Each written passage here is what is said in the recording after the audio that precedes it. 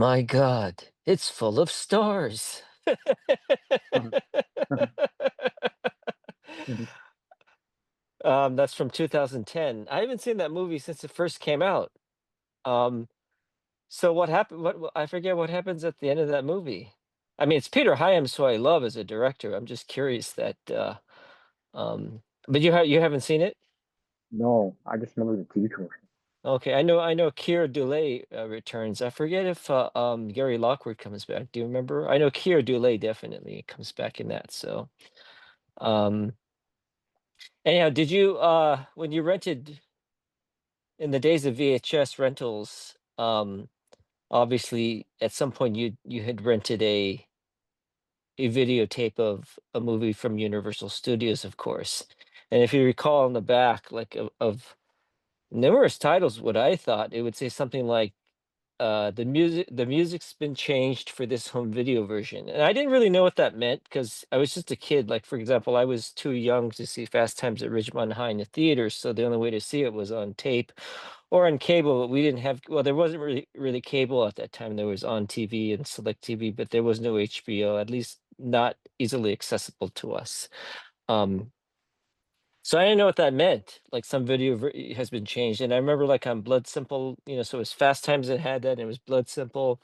I don't remember any of the other studios doing it, but basically what I'm getting at is that a lot of movies when they were first released, or I should not say first, but when they were released on VHS, they didn't have their music rights cleared because at the time the movies were made, the producers didn't have foresight to think that there was going to be this device like a videotape.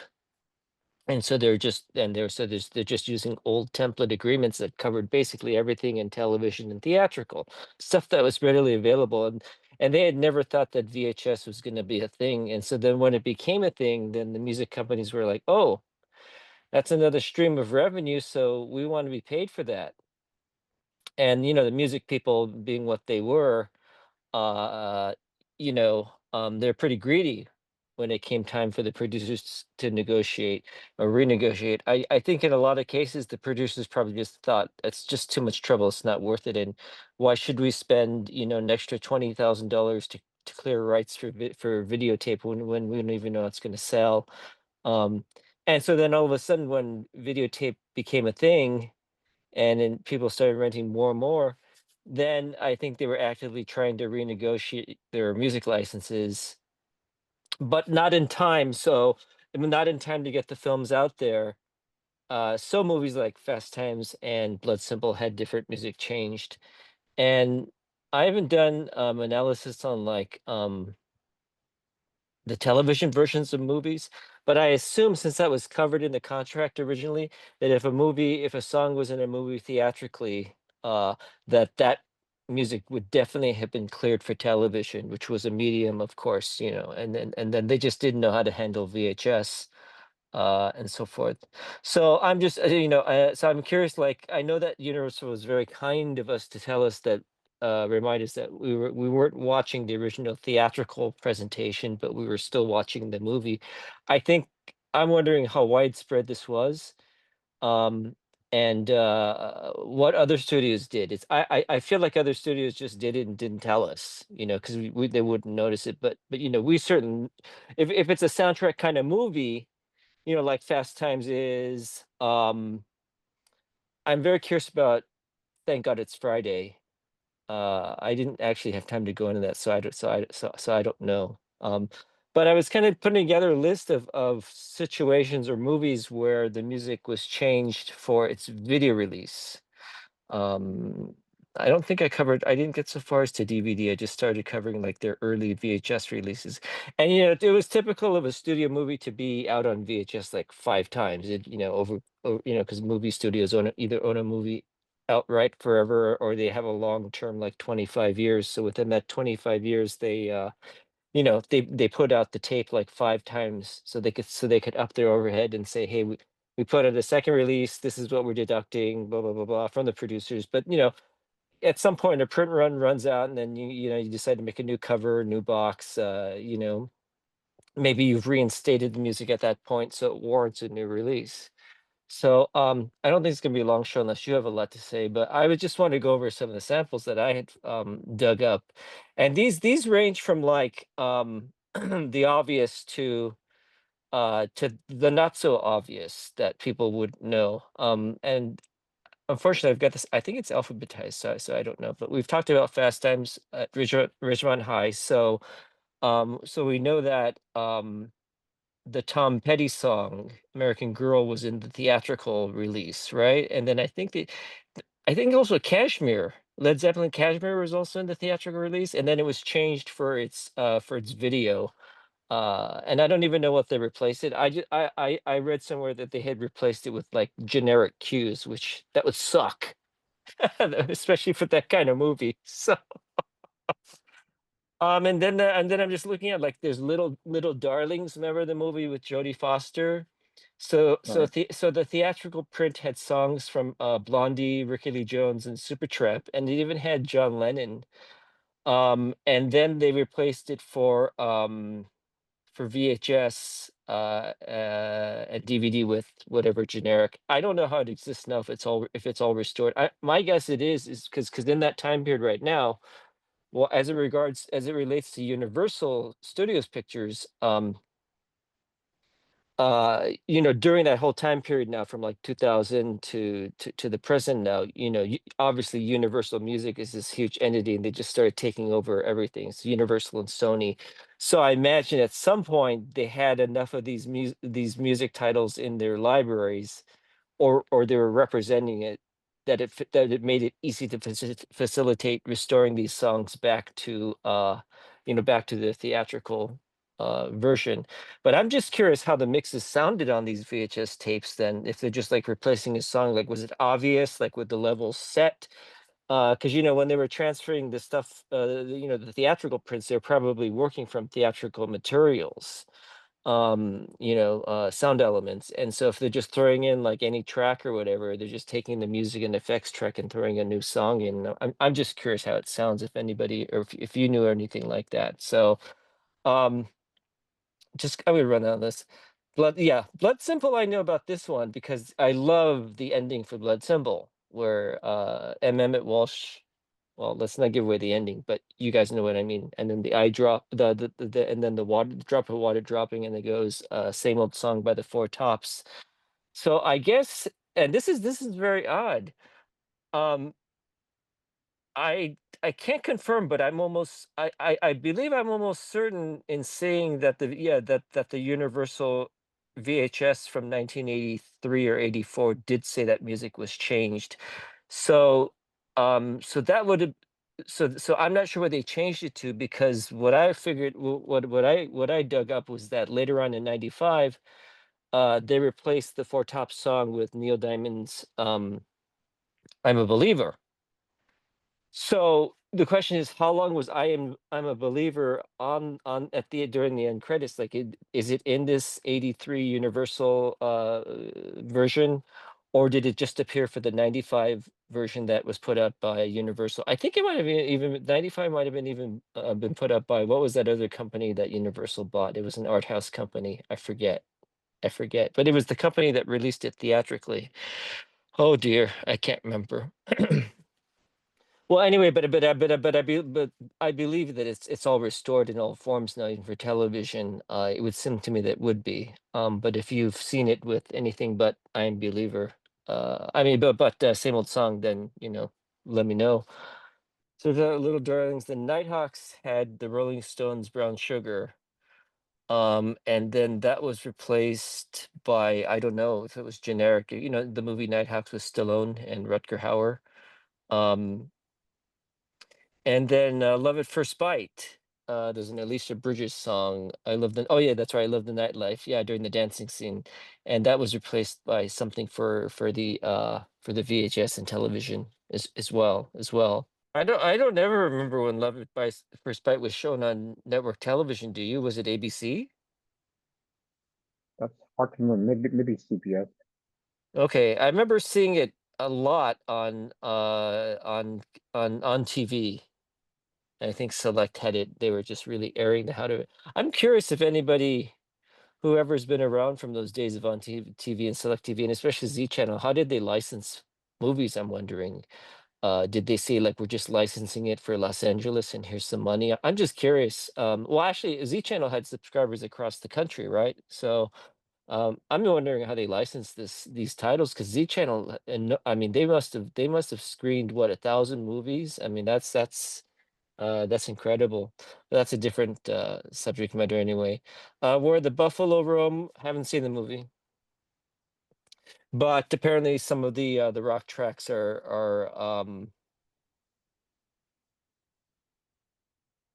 yeah, are replaced by generic. Yeah, yeah.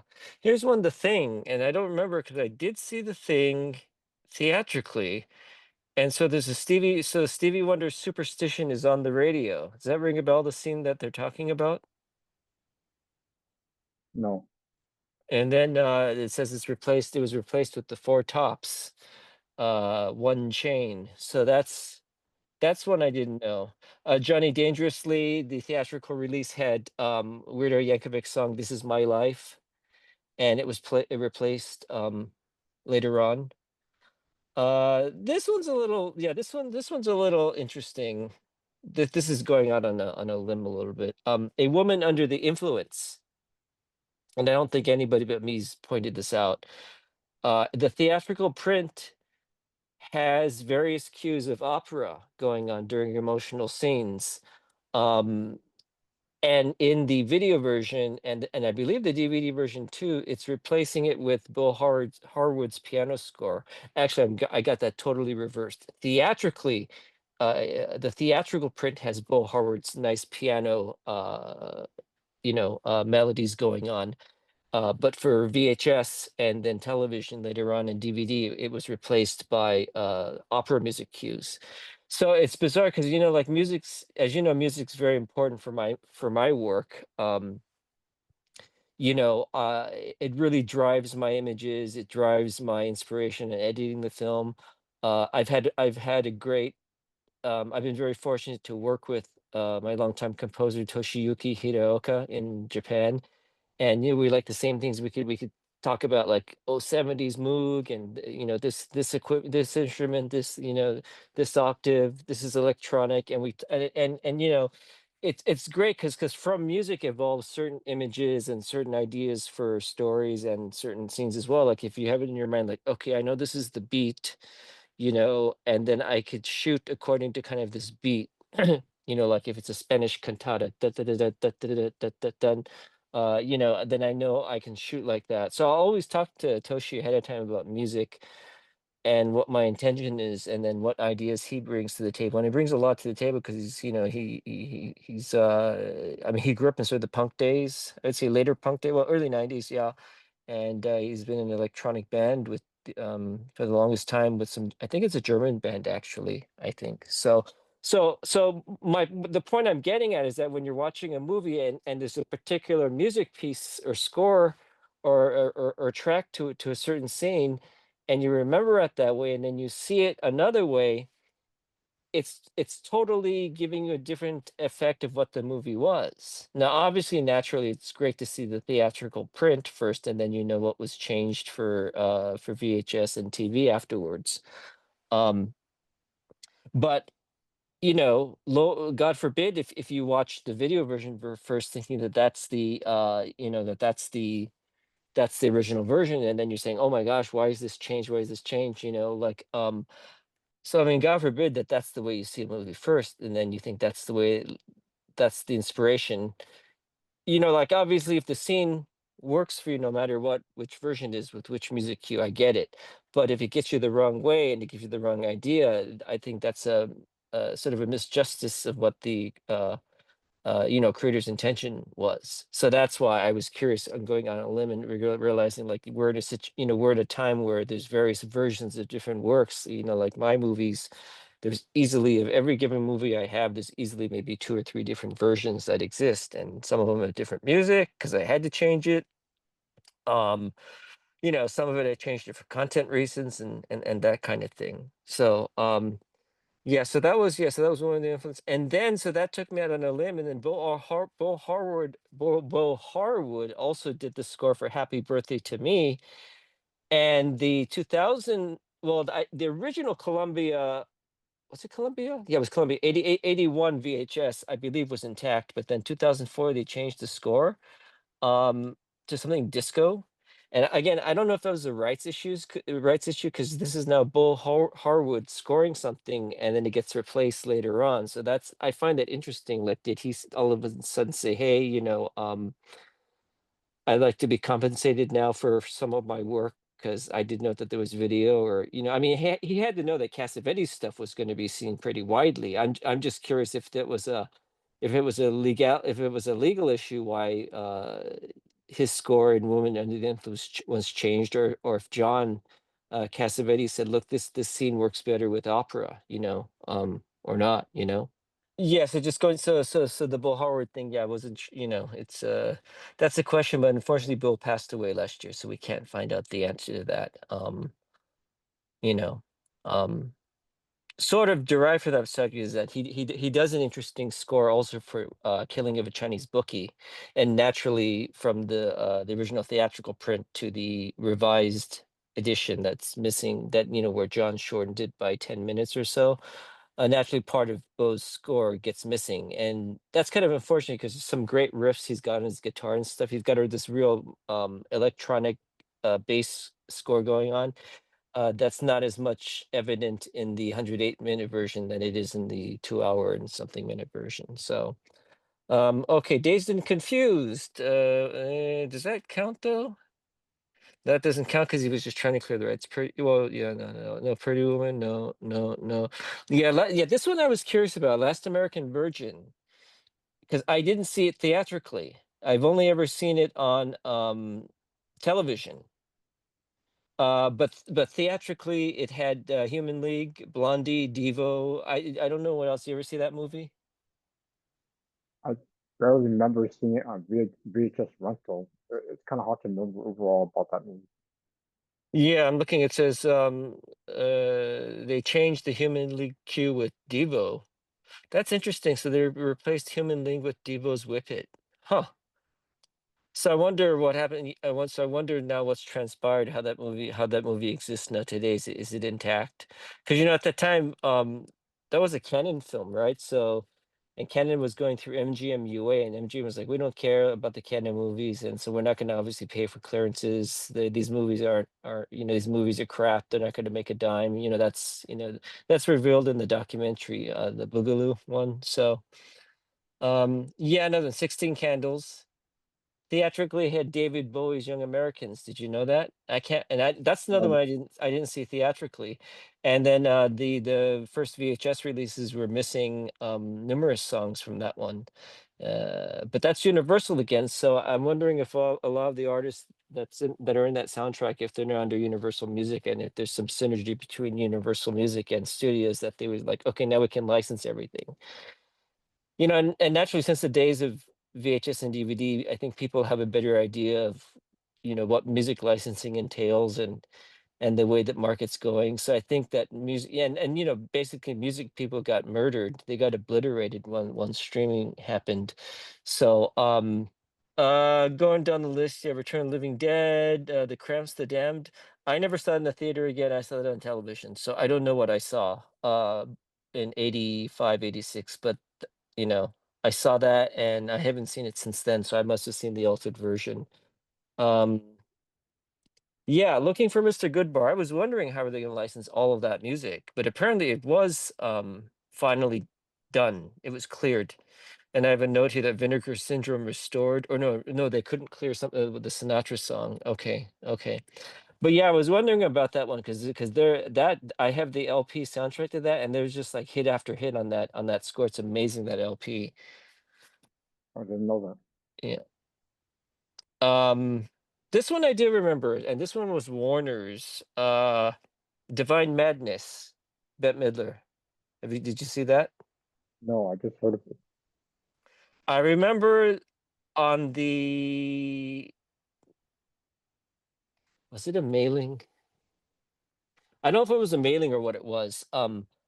I think it was a mailing, like those mail order things where you get these tapes per month, and then you have to buy a certain amount, and then they overcharge you, and then you're stuck, and they keep sending you tapes you don't want, and then you owe $100 at the end of the day.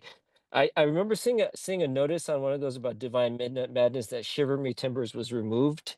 The number was cut.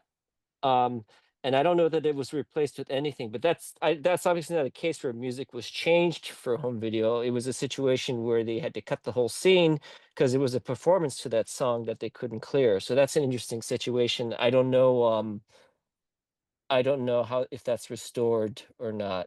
Um, Here's another one that I miss a lot. Bad Lieutenant. Do you know what I'm talking about? Directed by Abel Ferrer. Yeah, but do you know what I'm going to say now? No, something about music clearance. So, I mean, have you seen the movie? No, Oh, you haven't seen, okay, okay.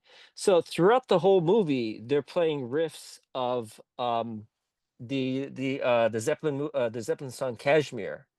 And it's sampled, and it's tied into Schoolie. What's the guy's name? Schoolie D, and he's rapping.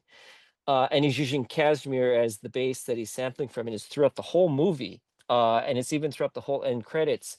So that was a mess, and apparently, like I guess apparently Abel did that, or Schoolie D did it without Led's permission or knowledge. So they sued, and that whole movie had to be restructured on the music. And I just can't imagine that movie without that piece, because it conveyed so much of the grittiness and the nihilism uh of being on the streets, and the life that this Keitel character is living. So I missed that. I missed that for the ending, for the end credits for that. Yeah. Oh, I just saw another one, by the way. Irma Vep, the French movie with Maggie Cheung, directed by Olivier Assayas.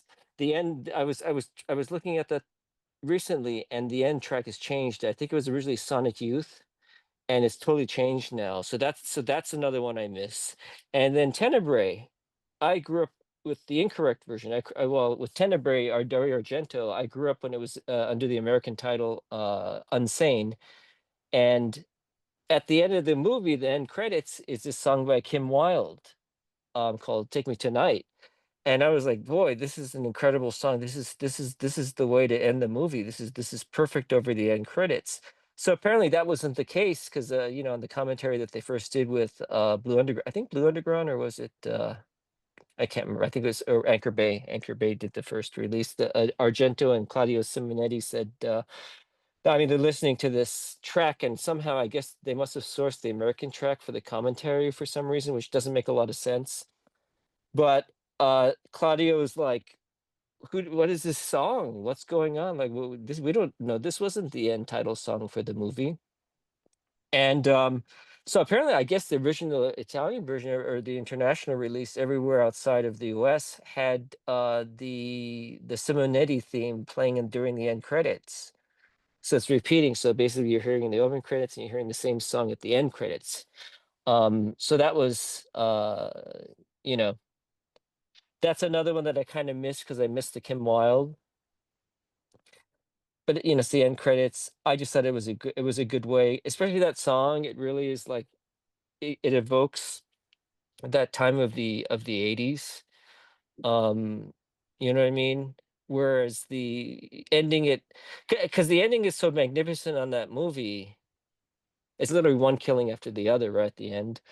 Um, it's just so magnificent that to end with sort of a softer beat instrumental piece just doesn't do it justice that the Kim Wilde one does. So anyway, what else? Looking for when Harry Met Sally. Yeah, I didn't know that. That doesn't make a lot of sense. When Harry Met Sally, that they changed some of the Harry Connick Jr. songs. That doesn't make sense. My guess is that if anything, they changed the '40s uh stuff that played throughout the film. This one I didn't know. This one was interesting, and I didn't know this. In the original theatrical print of Jaws, there is an Olivia Newton-John song playing on a radio. Does that ring a bell to you? no. So yeah, so that that was replaced. I don't know what scene that is, so that's something I have to look out for. I mean, that sort of covers it. Do you have other examples beyond what I So came up with? no, Okay. What do you think? yeah, Uh, interesting that I'll give you 5 minutes to talk now. Here you go. 5 minutes. There you go.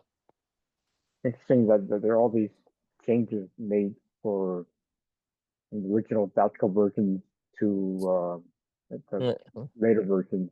Yeah, I'm gonna get blown away. Naked Gun 2.5.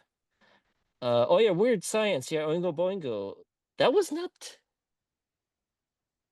Okay, so it wasn't the Oingo Boingo, of course not. But other songs in that were swapped out at the last minute. And it makes it hard for anybody that's trying to do film archivist, who's an film archivist and restoring these, because once you start introducing new versions and cues here and there isn't actually one person that can tell you what is what anymore, because most of the studio people who preserved it in the first place are gone. They don't, they quit or they're dead or whatever, and so it's hard to know. Um, y- you know, uh, the different things.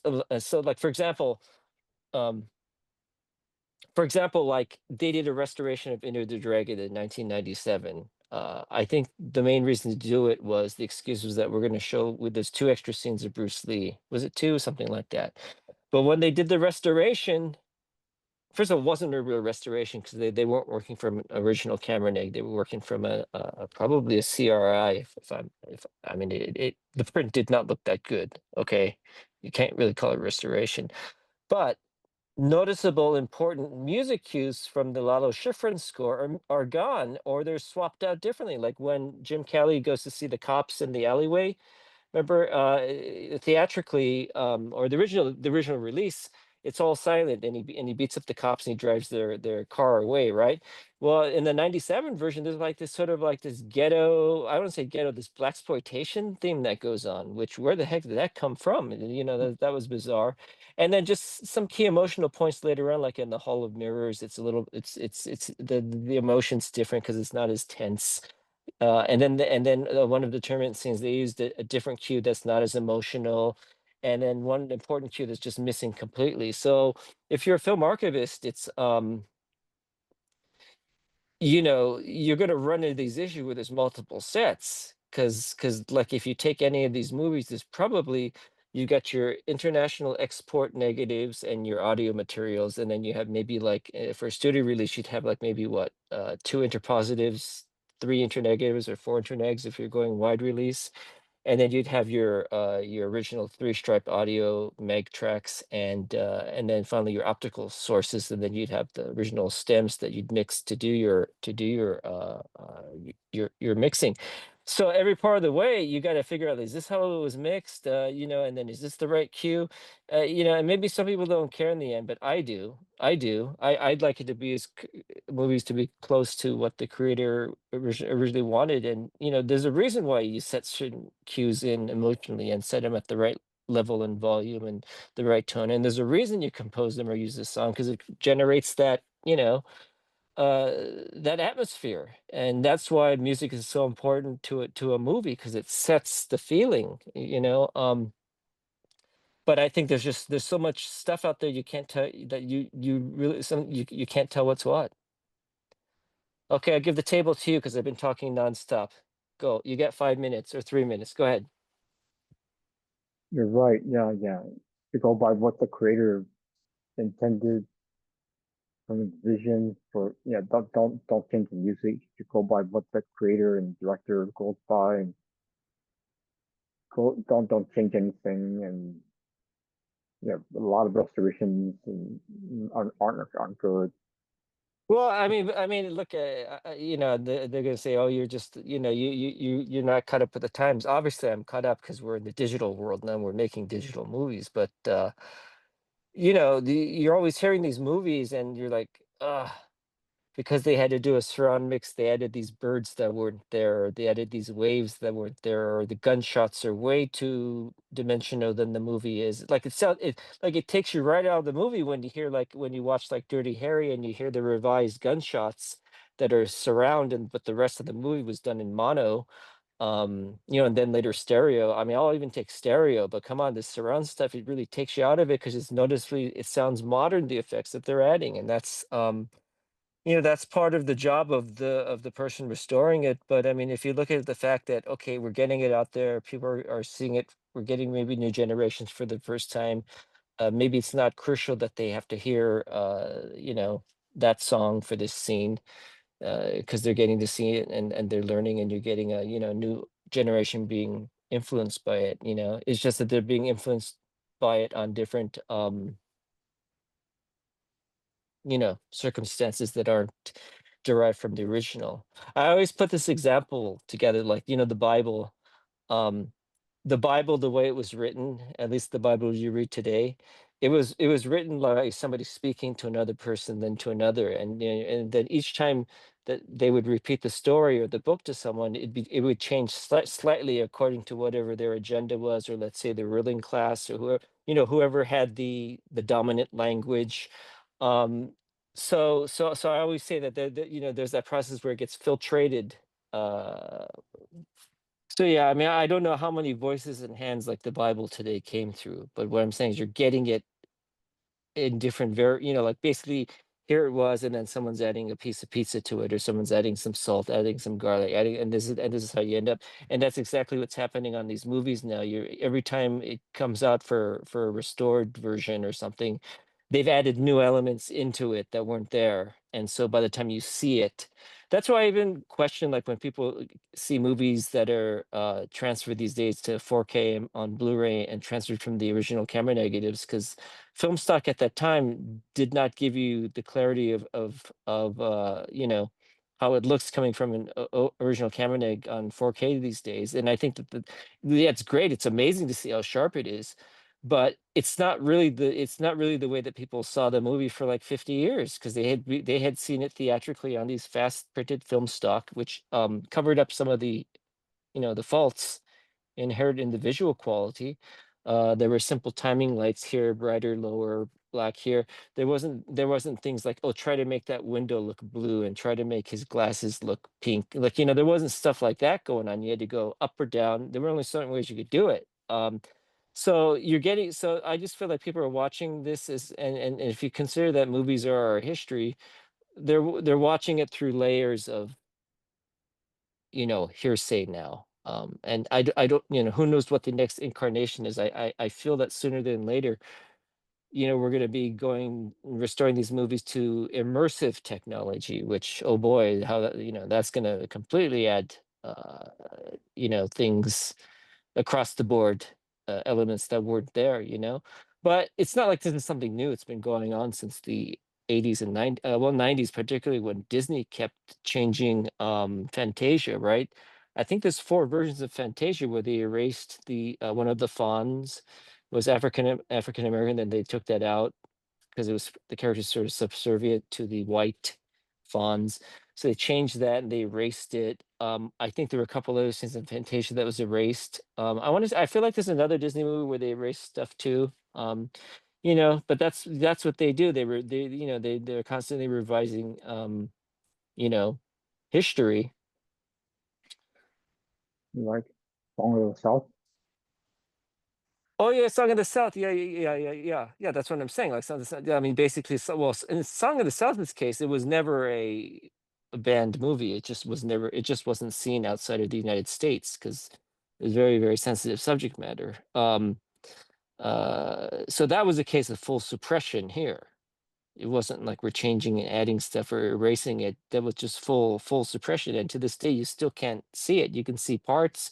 You can see zippity doo dah, but then again, if you're erasing part of Disney's history like that, which I think was integral, was at a time, when there were still a lot of issues going on.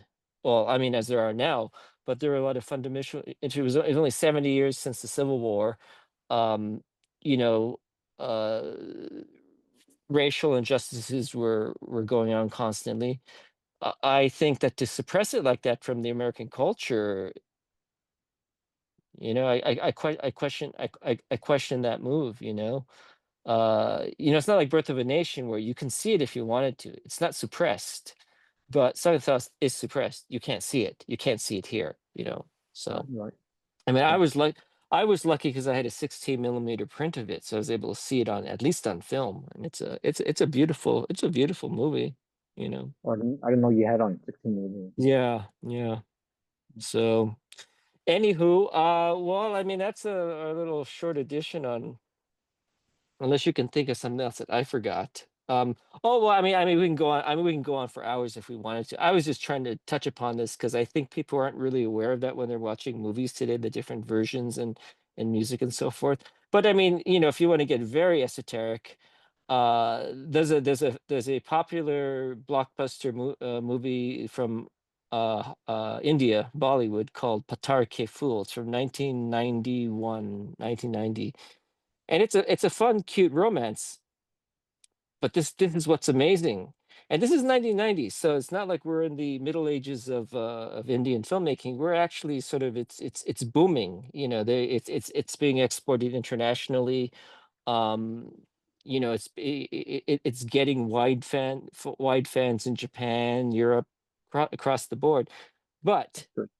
this movie, the opening credits, which are basically a series of titles over black. The opening credits are from Total Recall. They are the same opening credits music cue used in Total Recall, used in this movie at the beginning.